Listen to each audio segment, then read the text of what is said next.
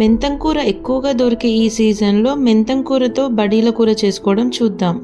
శనగపిండిలో ఉప్పు, కారం, అల్లం వెల్లుల్లి పేస్ట్ వేసుకొని నీళ్లు కలుపుకొని ముద్దలా చేసుకోవాలి. దాంతో చిన్న చిన్న బాల్స్ లాగా చేసుకోవాలి. కూర చేసుకోవడానికి తీసుకున్న ప్యాన్లోనే ఆయిల్ కొంచెం ఎక్కువ వేసుకొని వీటిని ఫ్రై చేసుకోవాలి. ఎక్కువ అనిపిస్తే 2 బ్యాచెస్ లాగా ఫ్రై చేసుకోవాలి. బడీలు ఫ్రై అయిన తరువాత జీలకర్ర, ఆవాలు వేసి 2 నిమిషాలు వేయించాలి.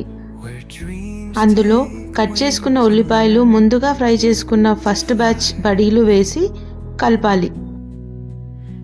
ఉల్లిపాయలు వేగిన తరువాత కడిగి పెట్టుకున్న మెంతం కూర కూడా వేసి కలపాలి.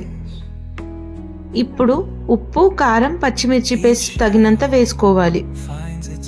కలుపుకొని మూత పెట్టి 10 నిమిషాలు మగ్గించాలి, మధ్య మధ్యలో కలుపుతూ. కూర దగ్గర పడ్డాక స్టవ్ ఆఫ్ చేస్తే సరిపోతుంది.